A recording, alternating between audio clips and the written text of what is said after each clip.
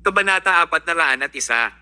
Si Ryan ay nagpunta sa isang bar kasama ang kanyang mga kaibigan at nabihag ang kanyang puso ng isang mananayaw na nagngangalang Vanny. Matapos ang kanilang mahabang relasyon, lubos na umibig si Ryan sa kanya kaya gusto niyang pakasalan si Vanny. Ngunit paano naging posible para sa pagsang-ayon ni Parker? Isang lalaki mula sa isang malaking pamilya na mag-aasawa sa isang mananayaw. Nakakatawa yon. Mabuti na lang at nagpunta lang siya sa kasiyahan niya.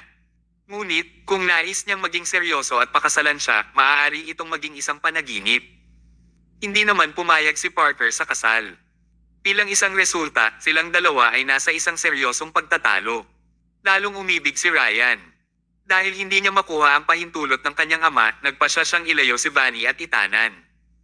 Sa oras na iyon, si Ryan ay nag-grounded ng kanyang pamilya. Kung nais niyang tumakas, kailangan niyang kumuha ng tulong mula sa isang tao. Sa makatuwid, napunta siya sa kanyang kuya na kasama niyang lumaki mula noong siya ay maliit, si Conley. Nangako si Conley na tutulungan siya, ngunit lihim niyang sinabi sa kanilang ama ang tungkol sa plano ni Ryan na umiwas. Nang gabing iyon, nahuli sa lugar sina Ryan at Vanny habang tumatakbo sila palayo. Hinayla si Ryan sa mansyon at binugbog. Malubhang nagkasakit din siya sa oras na iyon at hindi pa siya nakakagaling mula noon.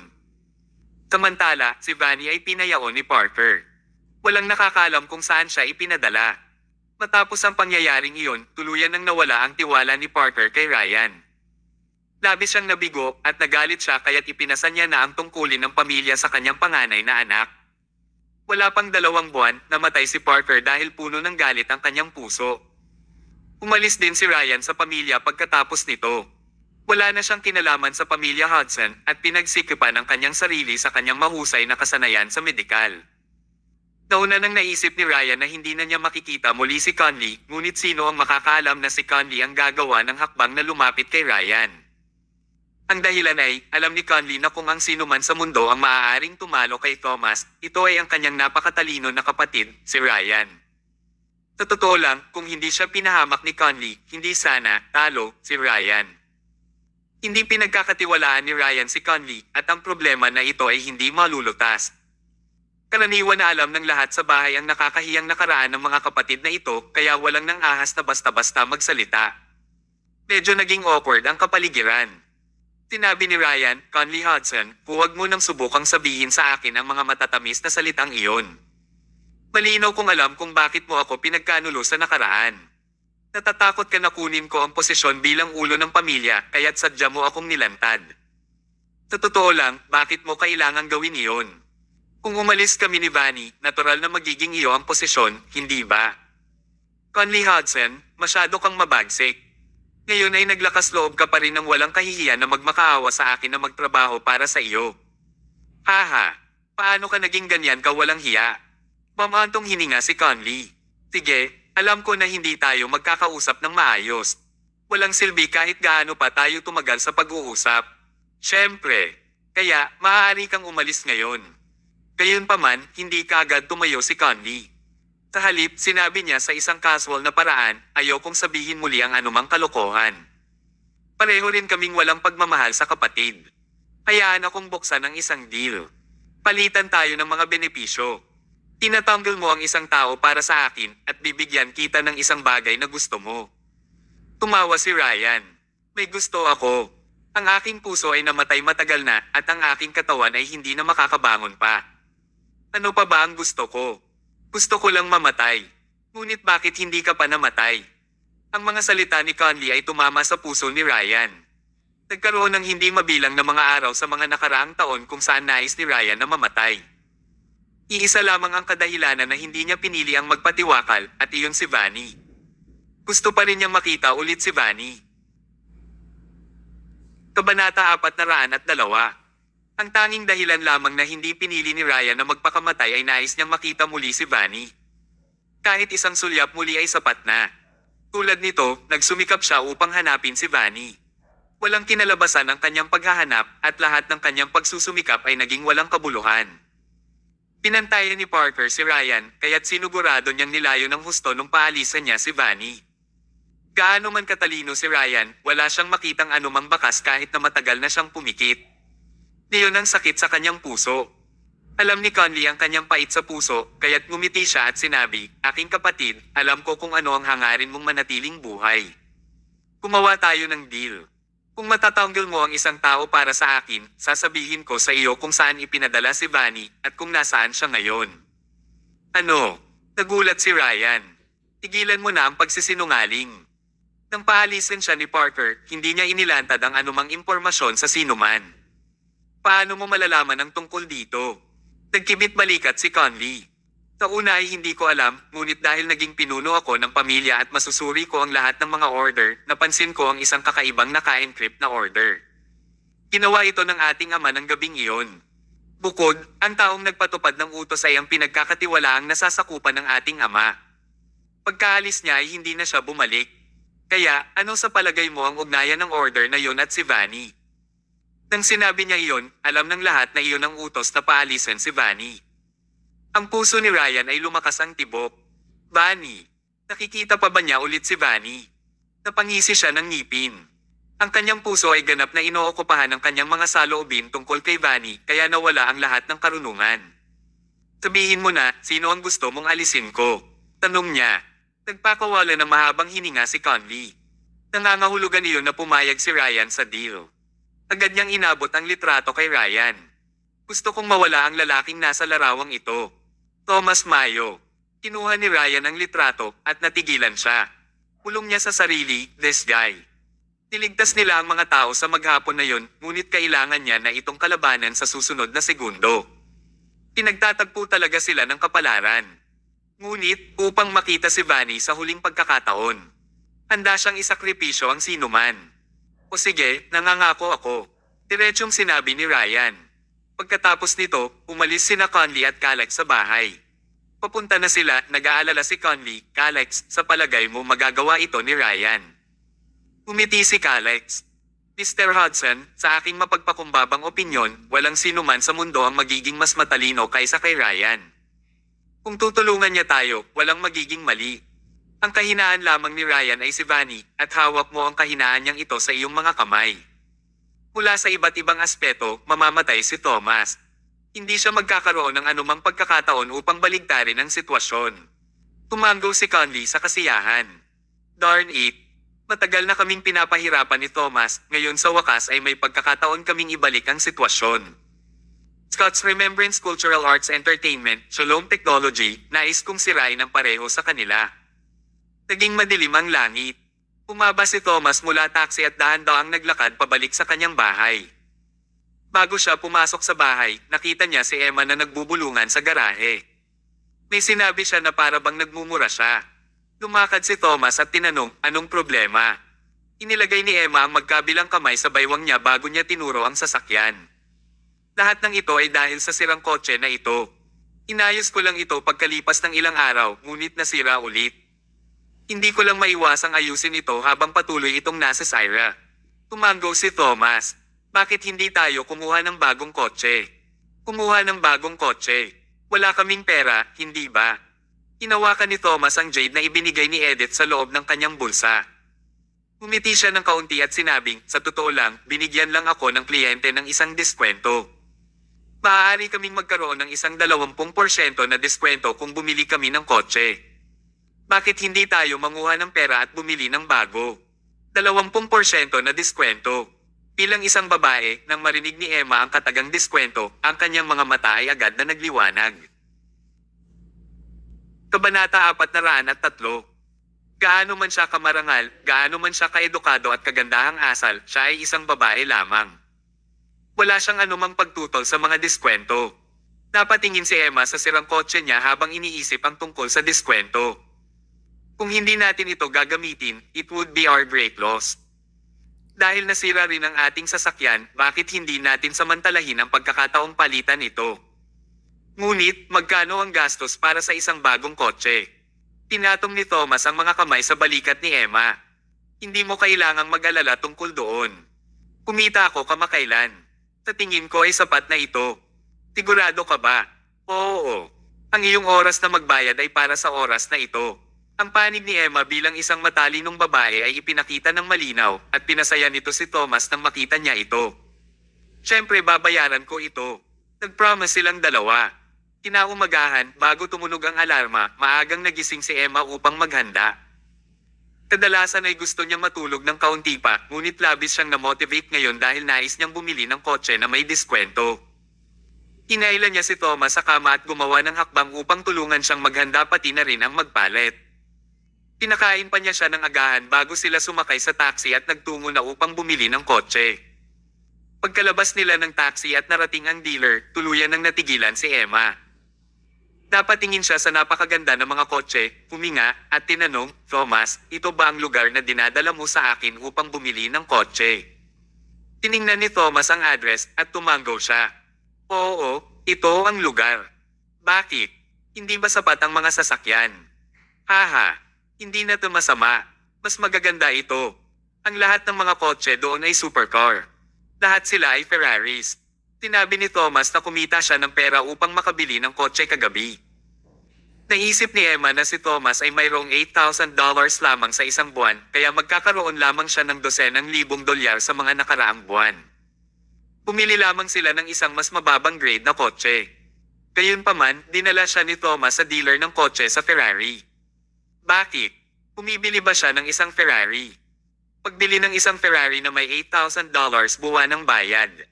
Mangyaring, kailangan niyang buksan ang kanyang mga mata at tingnan ito.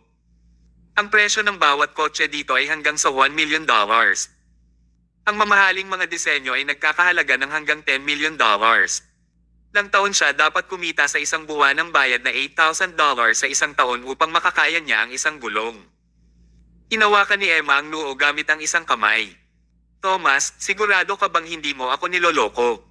Si Thomas ay mukhang seryoso habang sinabi niya, "Hindi ako nagbibiro.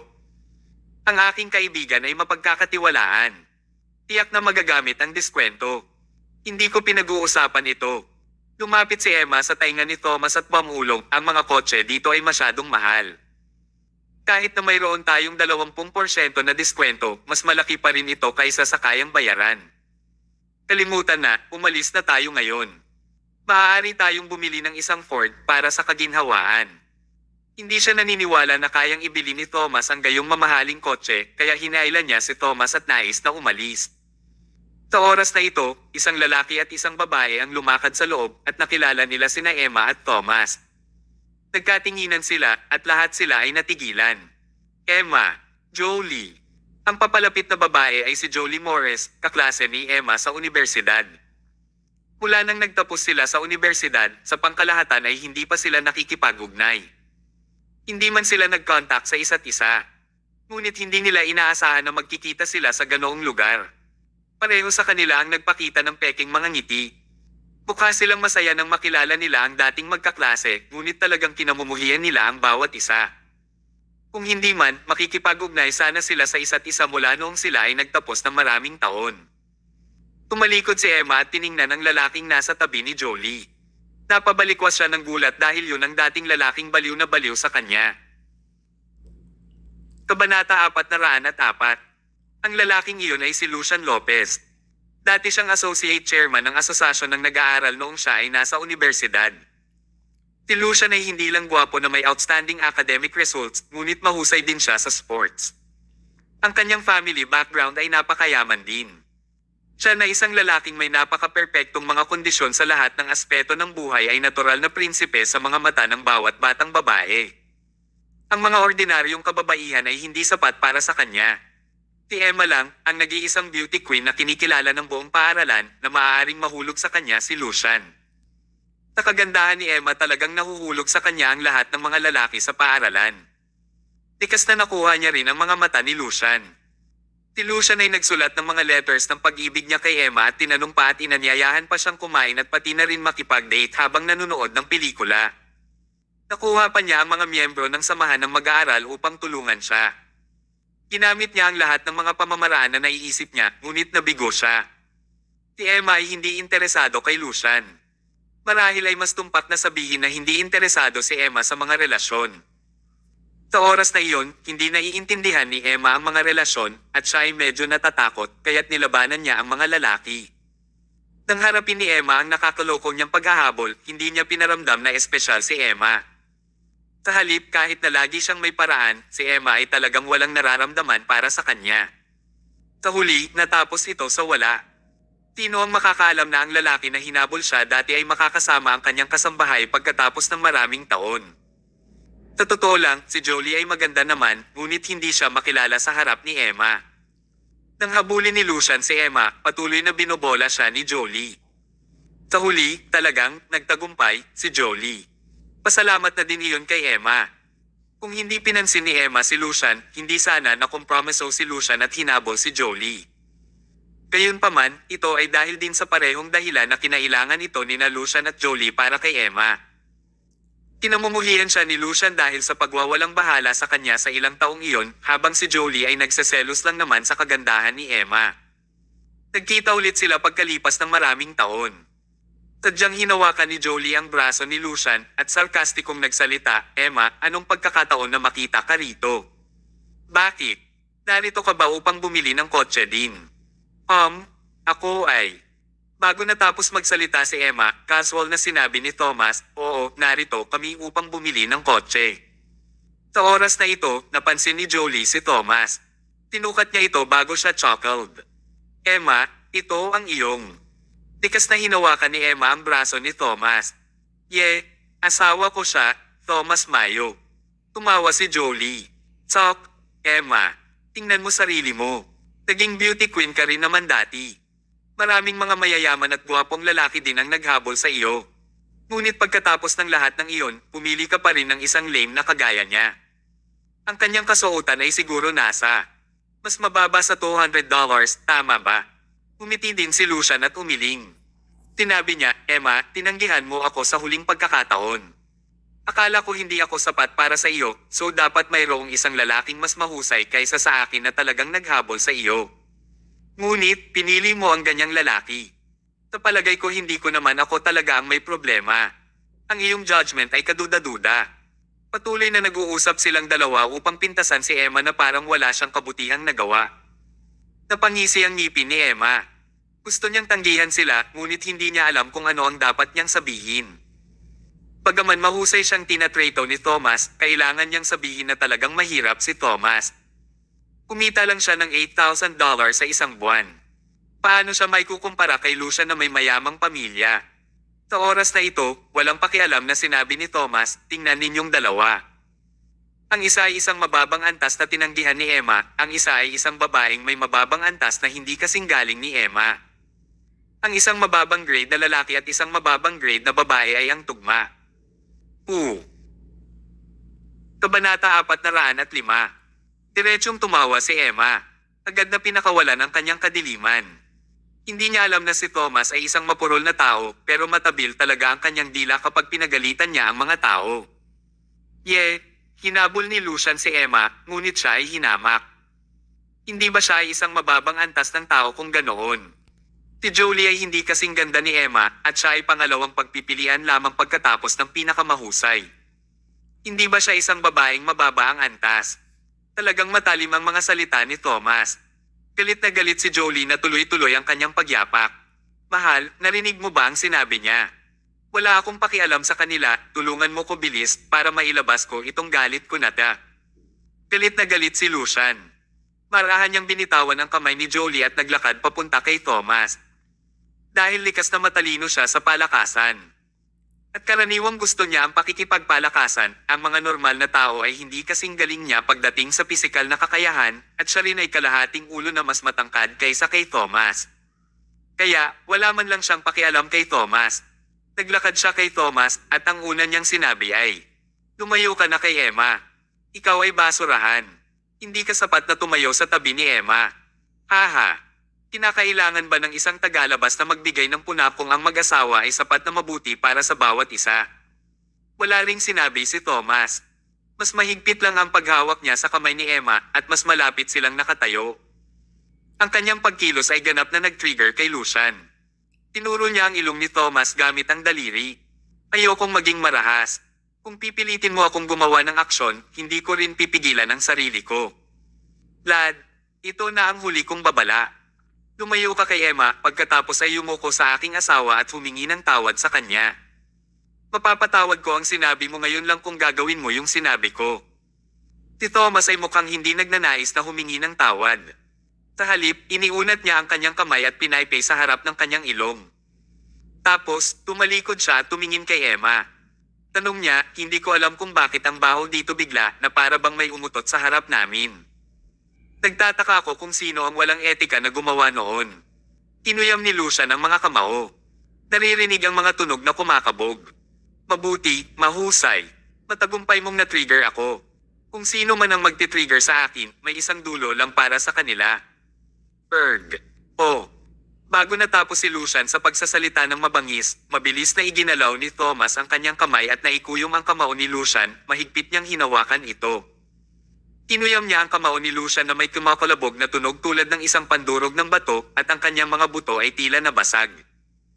Walang pakialam na tinanong ni Thomas, ano ang katapusan ng taong nagtitrigger sa iyo?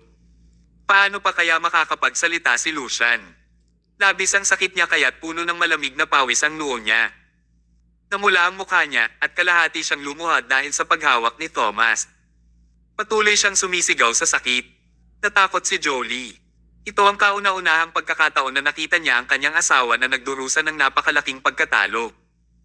Hindi niya alam na si Thomas ay mukhang ng isang tanggang tao pero maaaring magkaroon siya ng ganoong kalakas na paghawak. Pakawalan mo ang asawa ko. Sumugod si Jolie at nais niya nakagatin si Thomas. Ngunit, diretsong itinulak ni Thomas si Lucian papunta kay Jolie.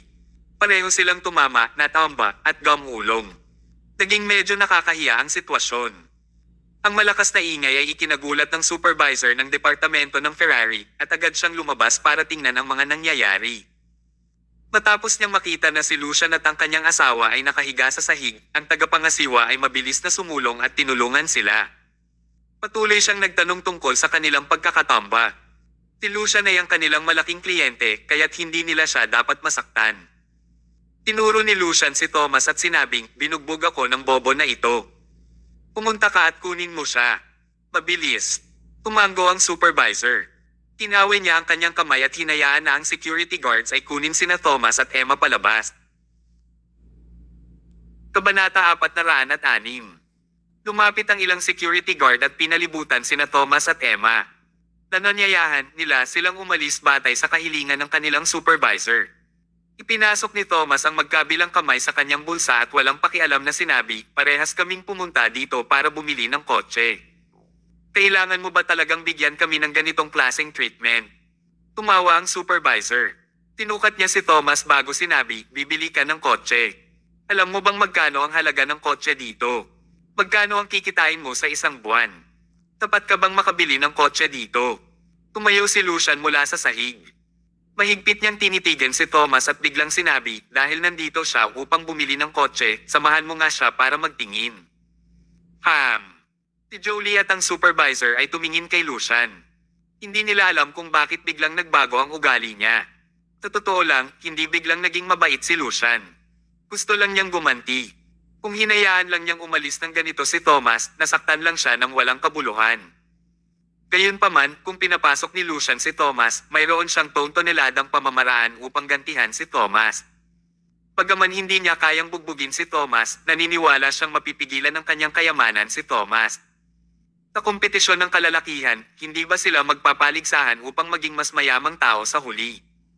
Umalis na ang mga security guard. Si Lucian, Thomas, at ang kanilang mga asawa ay pumasok sa dealer ng kotse at tiningnan ang mga kotse sa loob. Ang bawat kotse dito ay mukhang labis na marangya at ang kanilang mga presyo ay nakakasindak. Ang mga kotse dito ay napakamahal na hindi kayang bayaran ng mga normal na tao ito. Kahit na si Lucian ay kinailangan ding magnitnit ng kanyang mga ngipin upang makayang bilhin ito. Naglakad si Emma habang nakaramdam ng sakit ng ulo. Ang mga kotse dito ay kamangha-mangha, ngunit ang mga ito ay masyadong mahal. Hindi nila ito kayang bayaran, kaya bakit pa sila tumingin sa paligid nito? Matapos silang maglakad ng isang ikot, kinamumuhian ni Lucian si Thomas at sinabi niya na hindi maganda ang tono, nakita mo na silang lahat, tama ba? Bibili ka ba? Umiti ang lahat. Bibili. Paano siya makakabili ng isa? Sa mababang sweldo ni Thomas, hindi niya kayang bayaran ang isang hanay ng mga desenteng damit, lalo pa kung mag-isang bumili ng marangyang kotse tulad ng Ferrari. Inisyan pa ng supervisor. Sir, hindi mo iniisip na magkakaroon kami ng angkop na sasakyan para sa iyo, tama? Ang isang tao na tulad mo ay sapat na sapat para sa pagmamaneho ng isang Honda. Hindi ka talaga tugma para sa isang Ferrari. Pagaman siya ay napaka-sarkastiko, ito ang totoo. Pamantong hininga si Emma. Hinailan niya ang kamay ni Thomas. Tayo na. Medyo hindi siya komportable. Sa pagkakataong ito, sa wakas ay naging komportable si Lucian. Nang makita niyang ang babaeng gusto niya noon ay nabubuhay ng maliit at mahirap, siya ay lubos na nasiyahan. Tinanggihan mo ako dati.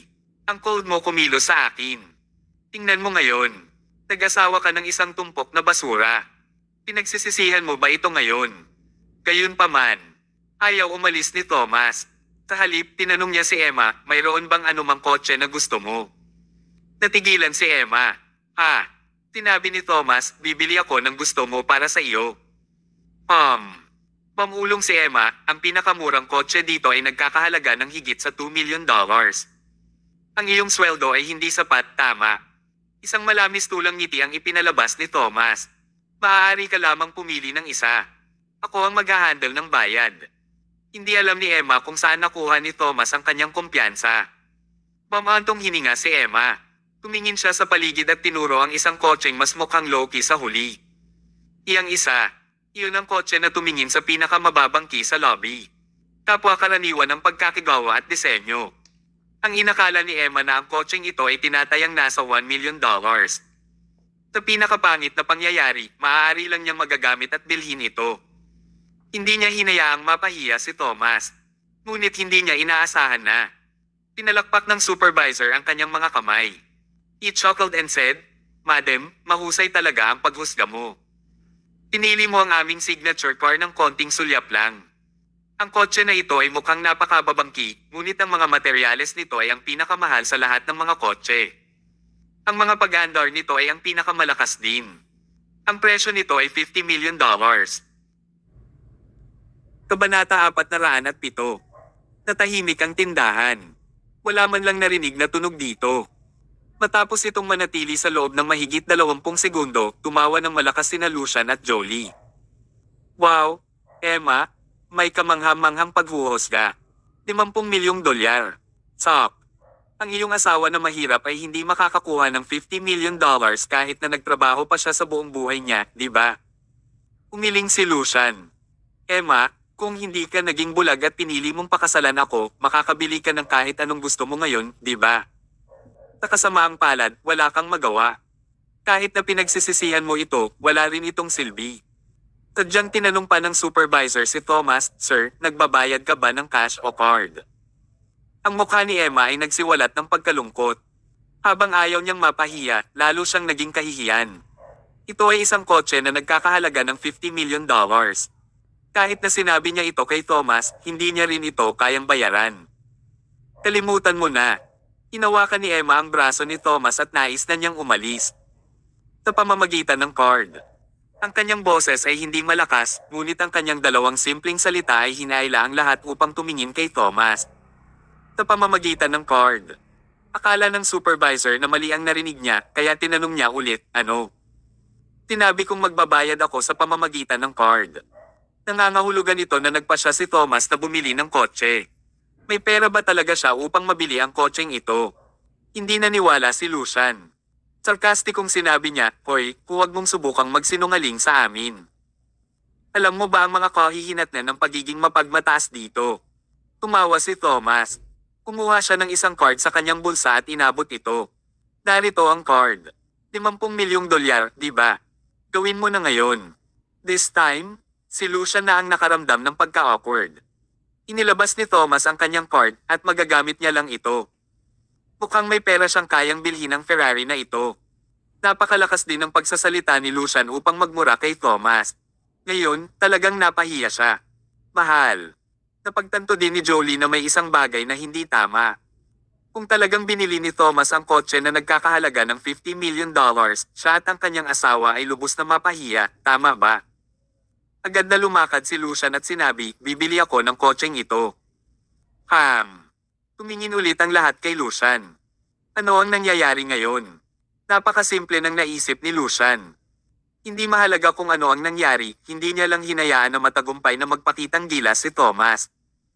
Sa sandaling binili ni Thomas ang $50 million na Ferrari, si Lucian ay lubos na mapapahiya. Sa makatuwid, mas gugustuhin niyang maglabas ng sarili niyang pera upang mabili ang kotse kaysa payagan itong bilhin ni Thomas. Sa kasong iyon, magkakaroon pa rin siya ng palusot para masabi na ang baniling kotse ay mas mahalaga kaysa sa kotse ni Thomas at siya ay mas mayaman kaysa kay Thomas. $50 milyong ay tiyak na hindi isang malit na halaga ng pera para kay Lucian. Pero, kung nagngisi ang kanyang ngipin at nakuha ang lahat ng kanyang pera, kakayanin pa niya. Hindi masaya si Emma. Nakasimangot siya at sinabing, pinili namin una ang kotseng ito. Paano mo muna ito mabibili? Tumawa si Lucian. Supervisor, kanino sa tingin mo dapat ibenta ang kotseng ito? Tumingin ang supervisor kay Thomas bago siya tumitig kay Lucian at napagpasyahan niya kaagad. Siyempre ibinebenta ko ito kay Ginoong Lopez. Ikaw, galit na sabi ni Emma, bakit? Una ko itong pinili. Inisyo ng supervisor. Dahil lamang sa una mong pinili ito ay ibebenta ko ito sa iyo. Ito ba ay pambansang regulasyon o isang ipinatutupad na batas? Siya ay ganap na mapagmataas. Maaari ring sabihin ni Emma na ang supervisor at si Lucian ay pareho ng gang, kaya't walang silbi kahit na nakikipagtalo pa rin siya. Nagkibit balikat si Lucian. Emma, galit ka ba? Walang silbi yan. Ang asawa mo ay hindi kasing lakas ko. Haha. Kabanata 408. Galit na tinapakan ni Emma ang kanyang paa sa sahig. Tinamumuhian niya ang isang mayabang na ugali, ngunit wala siyang magandang counter. Bukod doon, kung Lucian took over the task, hindi kakailanganin ni Thomas na gumastos ng $50 million upang bilhin ang kotse, tama ba? Mas okay din iyon para kay Thomas, di ba? Sa pag-iisip tungkol dito, nagpasya si Emma na bitawan ito. Dapat lang natiisin niya sila para sa kapayapaan at pagiging kalmado ng sitwasyon. Hayaan na lang. Gayunpaman, nakalimutan niya na ang kanyang asawa ay isang tao na hindi pinapayag sa anumang pagkatalo. Kung may napagpasyahan si Thomas, gagawin niya ito. Mariin niyang sinabi, first come, first served. Ang kotse na pinili namin ay dapat ibenta muna sa amin. Tumawa ang supervisor. Hoy, kailangan ko bang idikta mo sa akin kung kanino ako dapat magbenta ng kotse? Sino ka naman sa palagay mo? Hayaan mong sabihin ko sa iyo, sa lugar na ito, ako ang namumuno sa lahat. Kung sasabihin kong ibebenta ko ang kotseng ito kay Ginoong Lopez, tiyak na ibebenta ko ito sa kanya. Sino ka ba? Bakit ka mangangahas na sabihin sa akin ang napakaraming mga bagay na iyan? Pinapahiya ng kanyang mga salita si Thomas. Patuloy na hinihila ni Emma si Thomas sa kanyang manggas. Kalimutan mo na. Umalis na tayo sa lugar na ito. Gayunpaman, tumayo pa rin si Thomas. Inabot lamang niya ang bulsa ng kanyang shirt upang kumuha ng isang berdeng jade. Inilagay niya ang jade sa harap ng supervisor. Iniisip ko kung kwalipikado pa rin akong bilhin muna ang kotseng ito. Bilang supervisor ng sangay ng Ferrari ng Southland District, paanong hindi niya malalaman kung ano ang kinakatawan ng jade na iyon? Sa isang iglap, takot na takot ang supervisor na namutla ang kanyang kutis at nawala ang kanyang kayabangan. Hindi niya inaasahan na pagmamayari ni Thomas ang jade ng pinakamataas na antas na siya ay mukhang mahirap. Iyon ang jade na ibinigay ni Edith na pinahintulutan ng pangkalahatang ahente ng Ferrari sa bansa. Karaniwan, ang mga taong nagmamayari ng jade na iyon ay napakayaman at ang kanilang mga katayuan ay labis na marangal. Si Lucian, ang mayamang pangalawang henerasyon ng isang malit na pamilya, ay hindi talaga pwedeng may kumpara kay Thomas. Otomatikong tumawa ang supervisor at sinabi, Mr. Mayo, humihingi ako ng tawad. Nakaramdam ako ng labis na kahihiyan sa sinabi ko ngayon lang. Ikaw ang pinakadakila na customer ng aming dealer. Maaari kang bumili ng anumang kotse na gusto mo. Tinanong ni Thomas, ang Ferrari na pinili ko. Pag-aari mo yan. Walang sino mang makakaagaw nito. Ang ugali mag-supervisor ay nagbago ng biglaan. Ngayon, tutulungan niya si Thomas na malutas ang problema bago pa man magsalita si Thomas. Natigilan si Lucian. Oh, anong sinabi mo?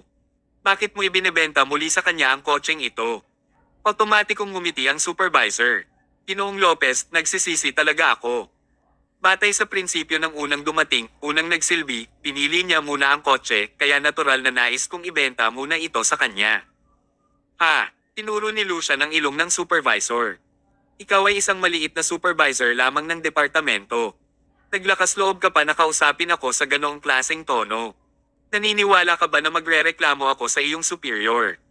Alam mo bang malaki ang pagkawala sa iyong dealership kung mawalan ka ng isang marangal na customer na tulad ko? Nahihiya ang supervisor. Mahusay kitang kinausap ngunit pinipigilan mo pa ako ha. Huwag mo akong sisihin sa pagiging bastos ko. Malamig siyang nanunuya. Kalimutan mo na yan. Nakalimutan mo ba na ang apelyido mo noong mayroon ka lamang kaunting pera? Saan sa iyong palagay nagmula ang iyong pera? Nakuha mo ang pera dahil ang iyong ina ay nakikipagtalik sa iba't ibang kalalakihan. Hindi mo nga alam kung ilan ang tatay mo. Bakit parang mas bossy ka pa kaysa sa akin? Kilalang kilala ng supervisor si Lucian kaya't diretsong inilantad niya ang background ni Lucian. Medyo nakakahiya ang sitwasyon. Ikaw, naglakas loob ka na kausapin ako ng ganyan. Tulad ng ano? Si Ginoong Mayo ang pinakamarangal na customer ng aming dealer. Sino ka ba? Pumalik ka at maligo bago ka matulog, blockhead. Papatayin kita. Naramdaman ni Lucian na parang pinagtutulungan siya. Nais niyang abutin ang kamay upang sakalin ang leeg ng supervisor, ngunit dinala siya agad ng 5 security guard bago siya itinapon sa labas ng shop. Ang asawa niya, si Jolie ay sabay din na pinalabas ng tindahan. Hindi pa rin maintindihan ni na Lucian at Jolie ang mga nangyayari. Inaanyayahan pa lang sila ng supervisor kanina lang, ngunit bakit biglang nagbago ang ugali niya sa kanila? Ngunit nasisiguro nila ang isang bagay. Natalo ulit si Lucian kay Thomas. Kabanata 409. Hindi matalo ni Lucian si Thomas, sige. Pero natalo pa rin siya kay Thomas sa mga tuntunin ng kayamanan at network. Nahirapang tanggapin ni Lucian iyon. Kahit na sinong lalaki ay nais magpakitang gila sa harap ng babaeng dati na tinatanggihan siya. Nais niyang mapahiya siya at patunayan na ang pinili niya noon ay mali. Ngunit hindi siya binigyan ng pagkakataon ni Thomas. Nagkaroon ng maraming mga paghahambing sa kanilang dalawa pero pagkatapos ng lahat nanalo pa rin si Thomas. Ang katotohanang nagpatunay na si Emma ay gumawa ng napakahusay na pagpili at napatunayan din nito na si Lucian ay lubos na hindi sapat para kay Emma. Angkop lang siya para sa isang babaeng nasa level katulad ni Jolie. Sa dealer ng kotse, si Emma ay mukhang tulala kaya nakatahimik siya. Hindi niya naintindihan ang nangyayari. Bakit dinala sa labas ng tindahan si Lucian? Bakit naging marangal na customer si Thomas? Ano ba ang nangyayari? Ang alam lang niya ay nanalo si Thomas at natalo si Lucian.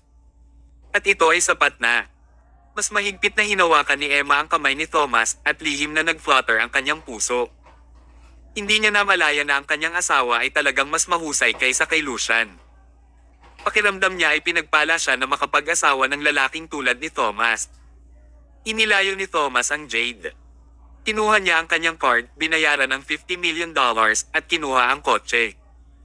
Naayos ng supervisor ang lahat ng mga pamamaraan at ibinigay niya ang lahat ng mga serbisyo para sa kotse ng libre. Hindi naman niya pinabayaan si Thomas. Nag-alala pa nga siya na hindi nasisiyahan si Thomas. Kaya inilista niya ang bawat posibleng masamang sitwasyon na maaaring mangyari sa hinaharap para kay Thomas at maaaring hanapin siya ni Thomas kung mayroong anumang problema. Mas mapag-isip pa siya kaysa sa isang ina.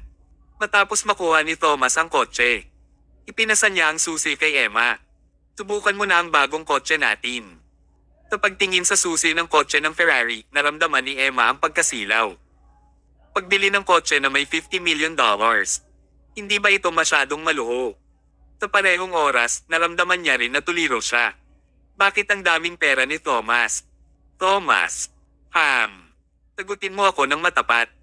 Saan mo nakuha ang pera na iyon? Gayun din, bakit binago ng supervisor ang kanyang ugali? Tumawa si Thomas at inilabas niya ang Jade. Dahil dito, Jade.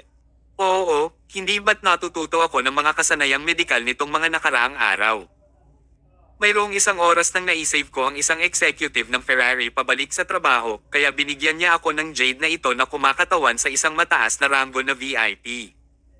Tumango si Emma kay Thomas. Hindi nakakagulat na ang supervisor ay nagbago ng kanyang saloobin sa iyo ng napakabilis. Ngunit, saan mo nakuha ang $50 million? Ibinigay din ito ng mga executive. Iniligtas ko ang kanyang buhay, kaya binigyan niya ako ng pera. Hindi ko alam kung ano ang dapat kong gastusin na malaking halaga ng pera, kaya't napagpasyahan kung bilhan ka lang ng kotse. Ha! Gustong umiyak ni Emma. Napakalaki ang ginastos ni Thomas. Nang sa wakas ay nagkaroon siya ng napakahusay na asawa. Swerte sa pamamagitan ng pagkuha ng $50 million bilang gantimpala, ginugol niya ito upang bumili ng kotse. Haha! Pinag-uusapan ng paggastos ng pera, walang maihahalin tulad kay Thomas. Bakit hindi natin kalimutan na lang ito? Maaari nating gawin ang maraming bagay sa halagang $50 million. Ibabalik namin ang sasakyan. Pagkatapos, diretsong inikot ni Thomas si Emma upang harapin ang Ferrari. Darating at pupunta ang pera. Kung naubos na, maaari pa rin nating makuha ito muli. Ang pamumuhay sa ngayon, sa moment na ito ay ang pinakamahalagang bagay. Subukan natin at tingnan kung ang bagong kotse ay mahusay na magmaneho. Walang magawa na nag-flash ng isang mapait na ngiti si Emma at masunurin siyang sumakay sa kotse. Pagkadikit na lamang ng kanyang mga kamay sa manibela, nakabuo siya ng dalawang salita sa kanyang puso. Napaka-komportable. Kabanata 410.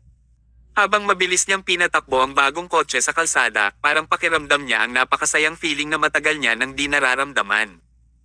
Talagang may rason na ang mga mamahaling bagay ay mahal talaga. Ang $50 million na kotse ay mas mahusay kaysa sa isang $500,000 na kotse. Hindi pa rin komportable ang pakiramdam ni Emma noong una. Hindi ba parang napaka-high-key na gumastos sila ng napakaraming pera upang makabili ng kotse? Gayunpaman, pagkatapos niyang ihatid ito sa kalsada, napagtanto niya na ang kaligayahan na magkaroon ng isang $50 million Ferrari ay hindi mailalarawan sa kahit ano paman. Kapag nagsimula na siyang magmaneho, ayaw na niyang tumigil. Nais niyang manirahan na lang sa kotse sa buong buhay niya. Naupo si Thomas sa upuan ng pasahero, at nang makita niya si Emma na mukhang masaya, kagaya din niya ang pakiramdam ng kasiyahan. Mukhang sa kasalukuyan na ito ay napakasaya ni Emma. Habang ang kotse ay mabilis na hinimok, ang telepono ni Thomas ay tumunog. Ring ring. Casual niyang tiningnan ang screen at nakita na ito ay isang tawag mula kay Ben sa Shalom Technology. Tio Ben. Taglit na natigilan si Thomas. Matagal na mula nang huli siyang makapunta sa Shalom Technology. Ang gawain ng kumpanya ay ipinasa na kay Ben. Gayunpaman, tinawag niya agad si Thomas. May nangyari ba sa kumpanya? Tinagot ni Thomas ang tawag. Kumusta, Tio Ben? Bakit mo ako tinatawagan? Young Master, may nangyari. Pumunta ka sa West River Coast ngayon. May nangyari na hindi maganda. Ang West River Coast ay isang napakasensitibong lugar dahil ang libingan ni Scott ay naroon. Ang lugar na iyon ay naipasa din sa Pamilya Hill para sa muling pagtatayo. Theoretically, walang aksidente na dapat nangyari. Nauugnay ito sa libingan ni Scott. Kahit na si Thomas, na palaging kalmado, ay nagsimulang makaramdam ng takot. Nag-alala siya na mangyari ang mga kakilakilabot na bagay. Tinanong niya ulit, Tio Ben, sabihin mo na sa akin kung ano ang nangyari. Ga! Ang kabilang panig ng tawag ay nanatiling tahimik ng kalahating segundo, at si Ben ay patuloy lamang sa pagbuntong hininga. Sa tuwing sasabihin niya ito, nag-aalangan siya. Kapag ganito na ang ugali niya, nakakatakot ito. Sa huli, nakuha ni Ben ang kanyang tapang at sinabi, ang libingan ni Master Scott. Ay! Ang puso ni Thomas ay parang nagklenche. Ano ang problema sa libingan ni Scott? May isang tao na hamukay sa libingan ni Master Scott. Buzz! Tila nagkaroon ng welga ng kulog sa ulo ni Thomas. Malungkot na namatay ang kanyang kapatid. Pagkamatay niya, may hamukay pa sa libingan niya. Nabigo siyang maging isang kuya. Sino yun? Sino ang gumawa nito? Tinuyam ni Thomas ang kanyang mga kamao at may mga pagklik na nga tunog at ang kanyang mga mata ay puno ng pamumula. Ang kanyang katawan ay napuno ng pagbabalak na pumatay. Ramdam din ni Emma ang kanyang matinding kalupitan, kaya't agad nawala ang kanyang kaligayahan. Masunurin siyang tumahimik at hindi nang ahas na magsalita. Nakuha ko na. Pupunta ako kaagad. Pinaba niya ang tawag. Inilayo ni Thomas ang kanyang telepono at sadyang pinigilan niya ang kanyang galit. Pumunta tayo sa West River Coast. Kahit na siya ay nagtunog na parang walang malasakit, ang mga alon ay nakatago sa ilalim ng kanyang pagiging mahinahon at posible na sumabog ito anumang oras. Hindi nang ahas na magtanong si Emma. Ito ang kauna-unahang pagkakataon na naramdaman niya na sobrang kinilabutan siya dahil kay Thomas. Sa oras lamang na ito napagtanto niya na ang kanyang lalaki ay sundalo pa rin. Siya ay isang tao na pumatay ng mga tao. 35 minuto ang lumipas, puminto ang kotse. Agad na binuksan ni Thomas ang pinto at bumaba mula sa sasakyan. Naglakad siya papunta sa libingan at mabilis na sinundan siya ni Emma. Sunod-sunod na dumating ang dalawa sa libingan. Si Ben ay binantayan ng side na iyon noong unang panahon pa. Nang dumating si Thomas sa libingan, ang sitwasyon ay nakakagulat.